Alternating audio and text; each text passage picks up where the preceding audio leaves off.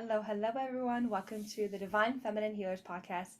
I'm so happy to connect with Haley Cole, who is a brand designer and also a friend that I met in Venice when she was passing through. And I'm so happy to have her expertise on the show today. Thanks for being on. Of course. I'm so excited. Thank you for having me. So, a question that I ask everyone who comes on the podcast is how do you uniquely connect with divine feminine energy? So I think for me, kind of in two ways, actually. So the first is creativity. Creativity is like huge for me. If I don't get to create after like a long amount of time, I start to get a little cranky. So that's a big one. And the other one is actually kind of like tapping into power and strength. So and obviously that's done in multiple ways. For me, it's lately been kind of stepping in and using my voice more, kind of standing in my power more and really allowing that kind of to channel through kind of in a deeper level. Which I think a lot of people usually connect to the masculine energy, but it's actually for me been connected more to being in the feminine. Yeah, I really love that example because I think this is so misconstrued in our community. And even I did a post about talking about the divine feminine and how she is strong and fierce, just like examples like Mother Kali is and Durga are. So I'd love to hear a little bit more about this. Like, how do you find that this feminine strength is different than a masculine type of strength? So the way that I have kind of looked at it through, I read, I think it's called the Shakti Principle, and I really loved the perspective on kind of like that viewpoint of the feminine, which is essentially while the masculine, obviously exists within all of us, and the feminine exists within all of us. The feminine is more of like the power, and the masculine is kind of like that is like the power outlet, and then the masculine is like the plug. So the feminine one is just this strong kind of force, and then once the masculine energy is plugged into it, then it can create this electric charge, right? And so I think for me it's been kind of understanding what that kind of looks like and at that personal level, and what it means for me to like be in my power so that electrical charge can kind of come through.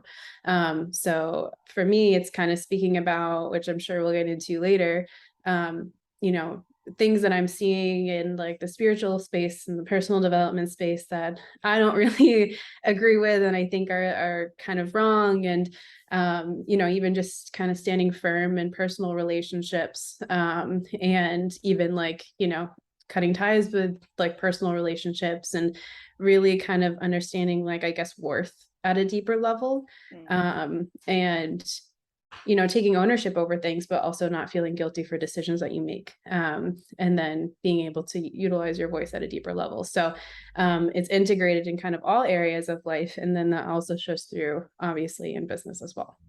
Yeah, I love that so much. And I want to talk a little bit more specific now about this huge transition that you had. So, Mhm. and a lot of your followers may have known you as Haley Cole and doing these beautiful artwork pieces that you would channel and then you would channel Yeah. messages. And then you transition into brand design, which I find is so aligned. And I can kind of see how that transition kind of occurred, but I want to hear from you. Like, what was that transition like on a self level, but also on a Mhm. soulpreneur level? So for me, it was really hard. And I could honestly talk, we could take the whole podcast to talk about that transition.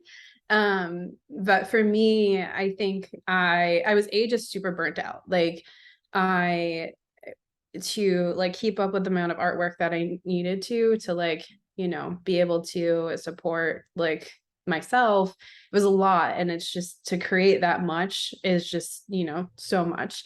I know not a lot of people talk about that, but at the end of like, like it was just a lot and I was getting burnt out. And two, I kind of realized I didn't really want to be like this spiritual teacher. And I was kind of noticing that was what people were like kind of viewing me as, and I didn't want that. And I wanted to share knowledge, and I taught like obviously courses and stuff, but I never wanted to be seen like as a guru or anything like that.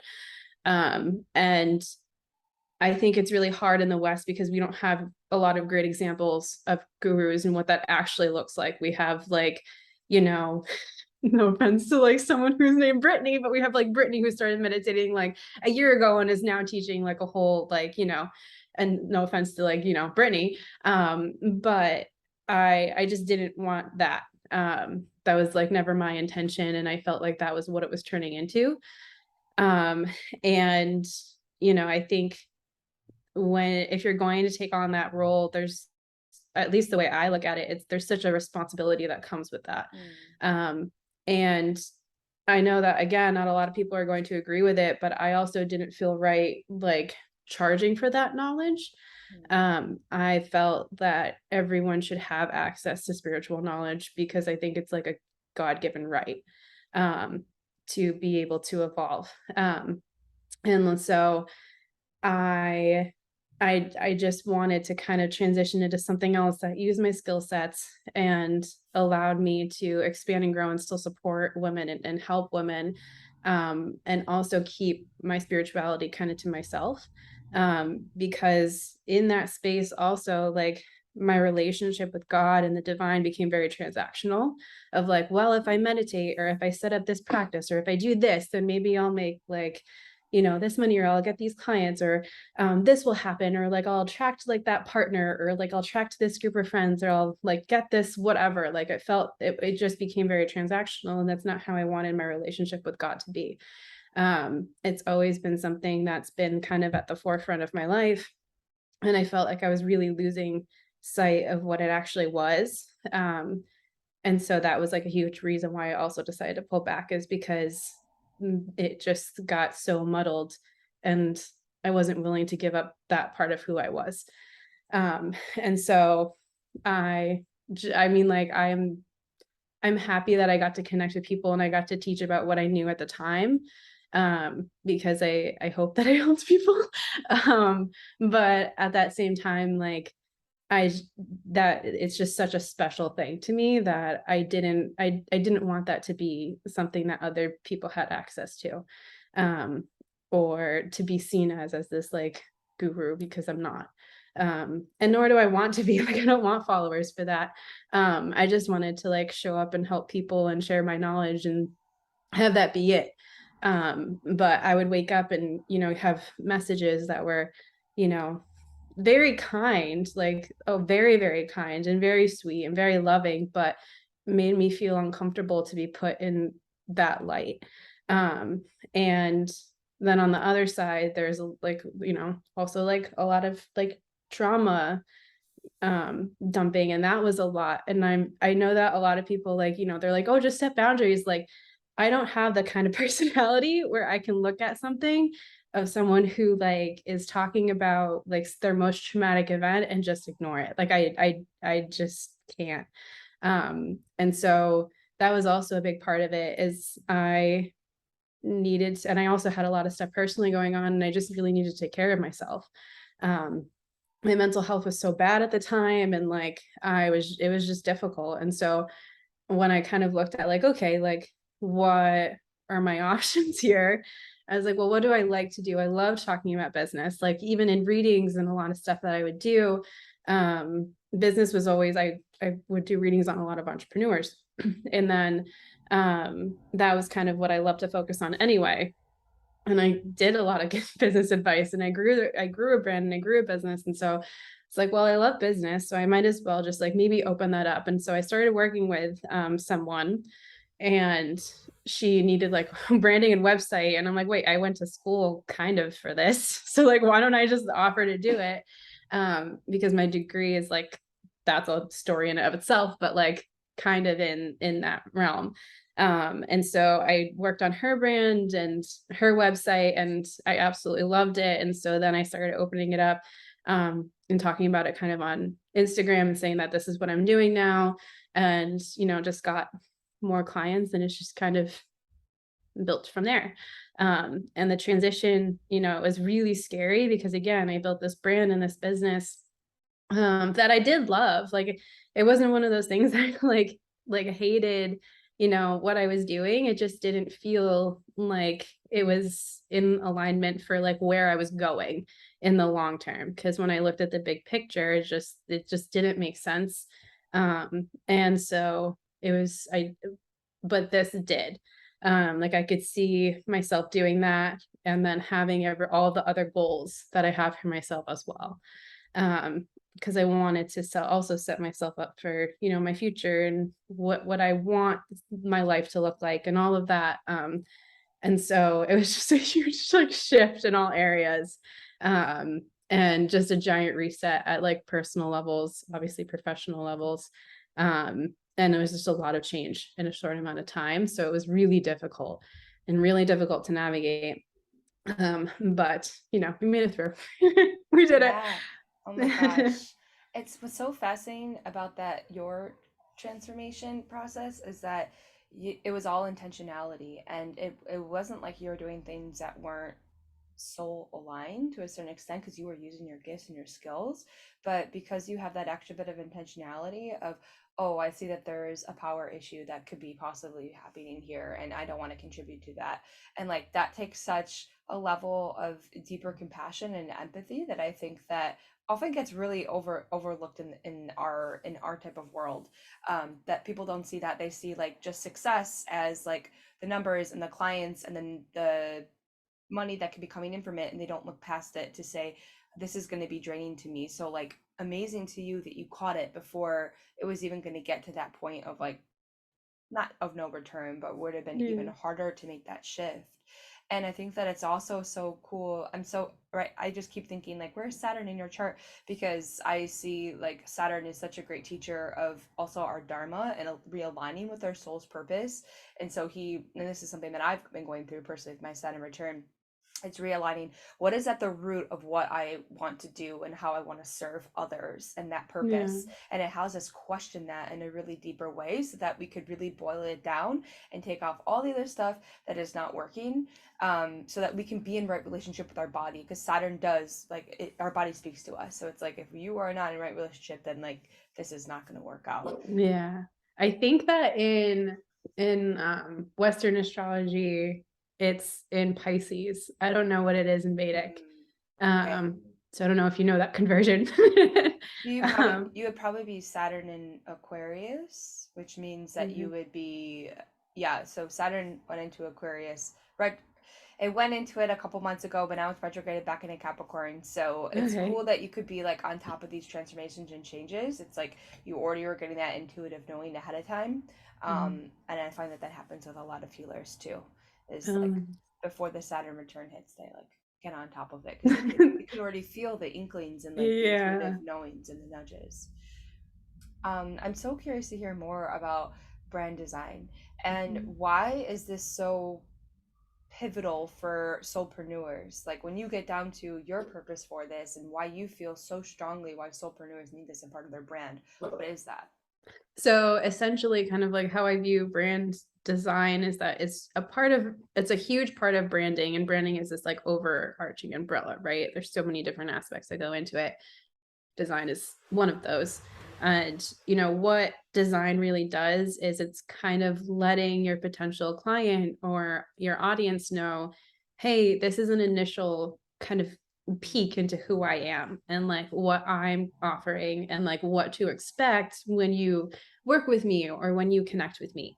So for example, if you're someone who it maybe like uses a lot of like earth tones, so like let's say like that sage green or like a mossy tone or like a lot of browns or beige or something like that, like what people might expect from that is that you have a very grounding energy and the work that you do with them is going to help that to happen. And so before they even get on a phone call with you or before they even get on a discovery call with you, they already kind of have an idea of what you're about. Obviously, too, there's typography and how like the fonts that you use or like how it's kind of designed can really make that impact and make you feel. And that all kind of contributes of like, this is an expression of who I am and who my business is. The reason why I focus so much on personal brands and service-based businesses is because you're so entwined with your brand and your business when it's essentially, I mean, you might have a team and stuff, but when it's really you and you're starting this, like your energy and the business's energy are pretty much like one. And so, at the core of it, it's so much of your soul that's coming through. And it's a little bit different than maybe, let's say, like having a product based business where you might be kind of creating a design or a brand that's more of like the target of kind of like who you want to buy your product. And we do think about that to an extent when we're focusing on branding for a service-based business or a personal brand.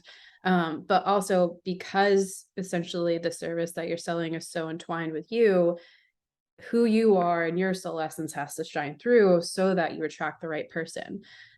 What I've kind of noticed is sometimes when people are designing or they're creating a brand, they create for what they think people want to see.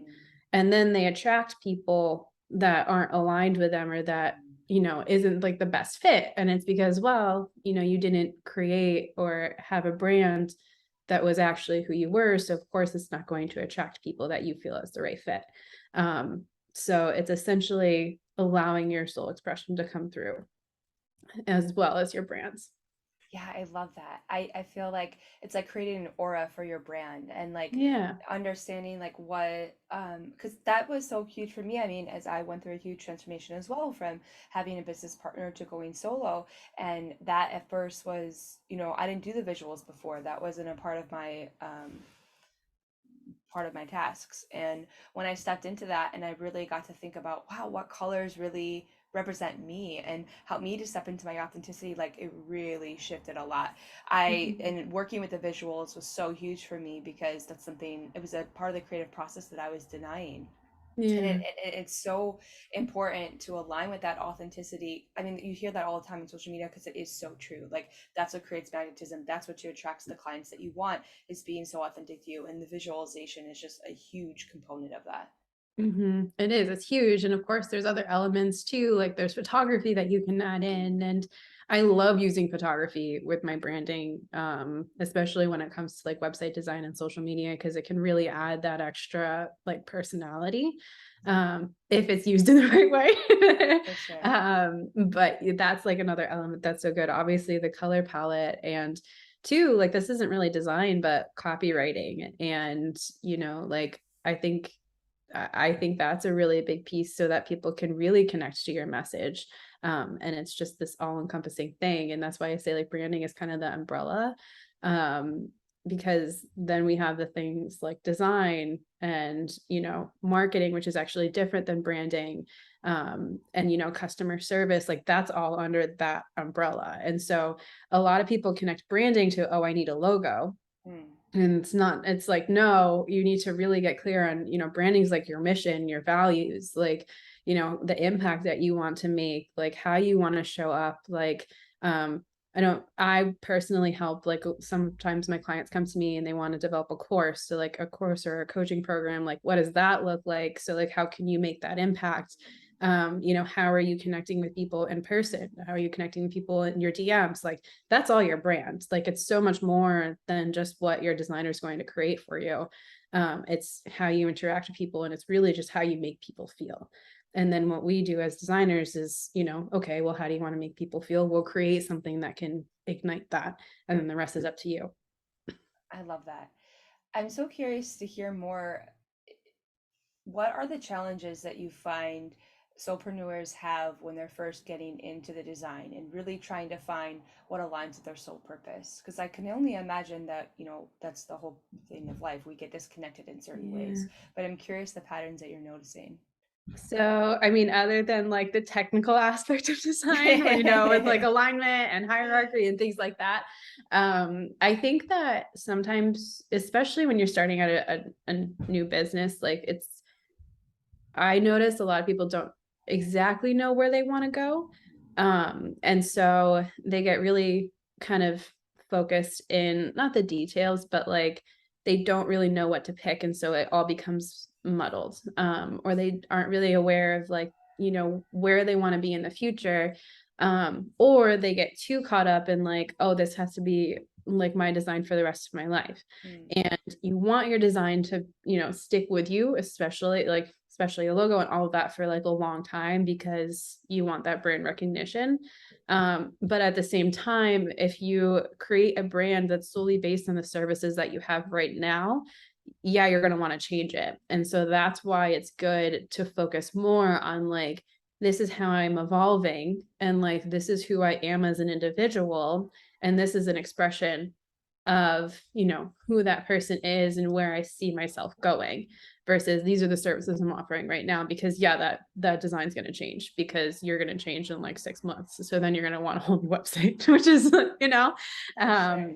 so it's really understanding, I think, who you are Mm. and how you want to serve and the mission that you have, and then creating something based off of that.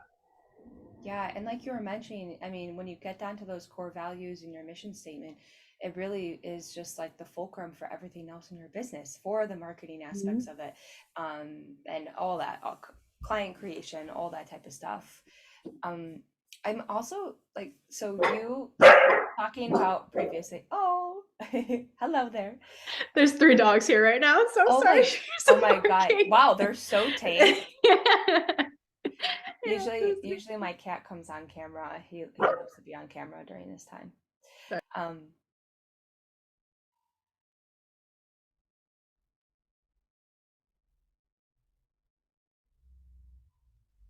okay. so knowing of you have this incredible connection with God and Source, and I know you mentioned that you want to keep that personal and you're preserving that in a different way now. But you are so intuitive and it's so second nature to you. So I'm curious how this is just naturally starting to show up in brand designing.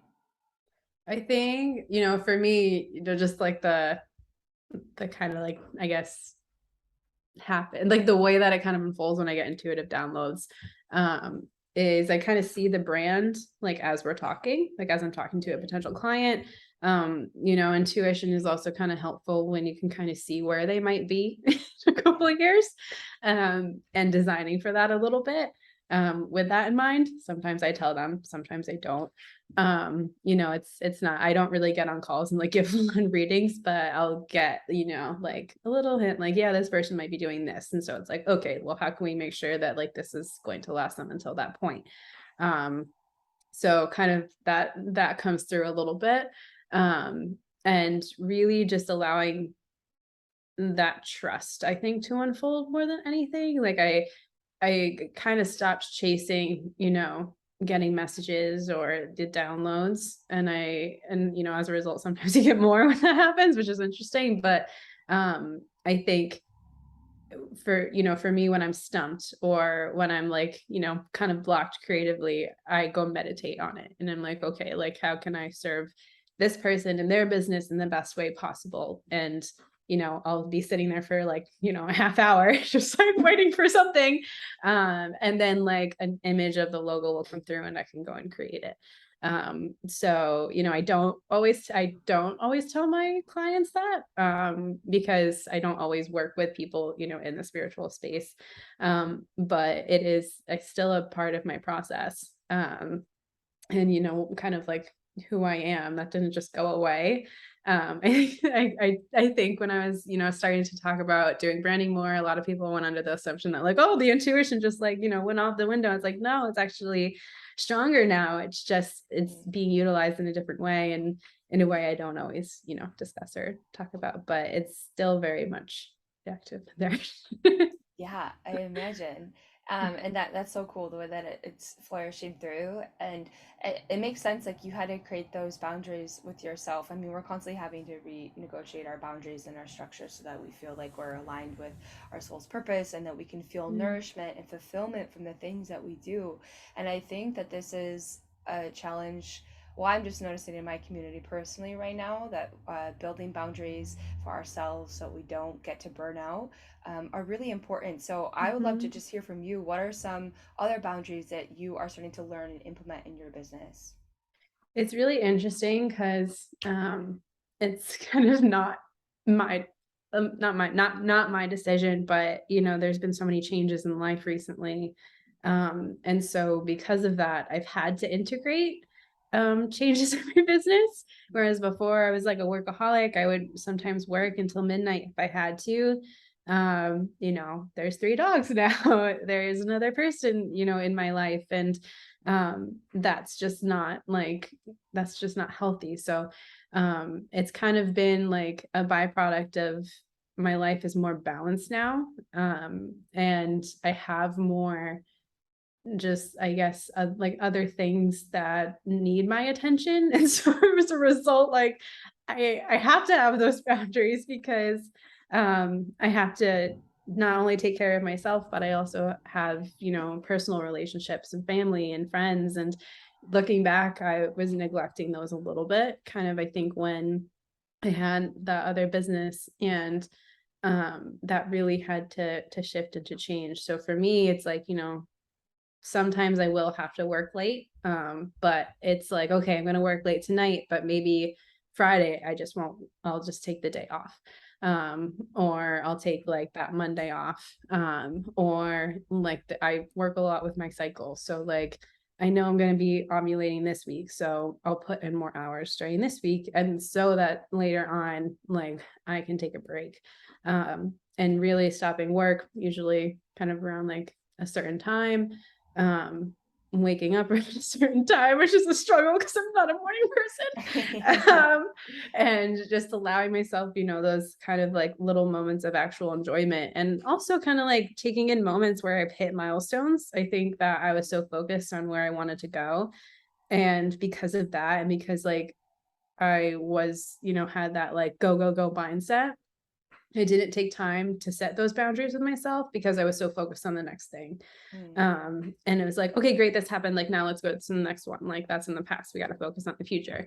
And so now it's like, okay, like let's celebrate this moment and stay in it. And that doesn't mean I have to go to the next thing. I can just be really present and happy in this here and now. And like, that's okay. This isn't going to go away. Like that other thing can like come when it's meant to. But like, having that boundary, I think, is really important. Yeah. Oh, I love all of this so much. They're really great reminders, and it just reminds me, our community talks a lot in the language of the doshas, and so the pitta dosha, although either, any dosha can be out of balance or burnt out in their own ways. The pitta dosha tends to be those that overworking, and giving more than they're receiving. And so coming back to play and finding Mhm. balance and like the joy in life is truly the medicine, which is like the best for pittas. It's like literally just go and have fun, and it's Yeah. like sometimes the hardest thing for them, but those are such Hmm. really tangible and practical examples that our community can get down with. It's really about coming back to the things that matter for you, whether that's family and friends and having pets into your life, where you live, the environment that's going to support you and feel nourishing, fulfilling to you is so important. And I love the celebration piece. It's something that I'm constantly reminding myself and coming back to, especially when you're a solopreneur and you don't, and you're on this island alone. Sometimes it Yeah. feels like it's super important that you celebrate the wins, because as we know with manifestation and how all that works, that gratitude becomes the compost for our future manifestations. And so it also just feels really fucking good to do that and just be like, Yeah. oh my god, I can't believe I did it. Like I did that. Like everything that I Like I hit did. it. Yeah. So it's Yeah. And like, I think it's needed. Yeah. Because like you said, we're on this island alone. Like no one else is gonna celebrate it. yeah. Like you're the employee of the month every month. So like you gotta do something. Oh my gosh, I love that. And it's like I am also diving into, for me, it's, am I okay to experience joy and thriving when others are not? And I think sometimes this can be a layer that goes into it. Like I'm afraid to celebrate my successes and proud because in the Mm, past that's upset other people or that's made other people feel less than. There's that scarcity mindset that can be out in our world. So I can yeah. understand like the root and that underlying layer of it. So there's holding both of those. Yeah, absolutely. So my final question that I have is, where do you kind of see solopreneurs going in this world? So, do you see more solopreneurs starting to use intuition and kind of developing their own ways to bring it into their work? Are you just seeing more people in the entrepreneur space in general? Yeah, I just want to hear your thoughts here. I definitely have seen more people in the entrepreneur space in general. My hope is that the way that we go about it is going to shift, Mm. especially in the spiritual and personal development space. Just because there's just a lot of not great practices that I see happening when it comes to, which is again why I'm, you know, I love what I do so much. When it comes to branding and when it comes to marketing, I just see so many things that I just, don't agree with. And so I think that will be a big shift and a big change, which needs to happen. Um, which will be good. I think that people will practice a lot more ethical marketing.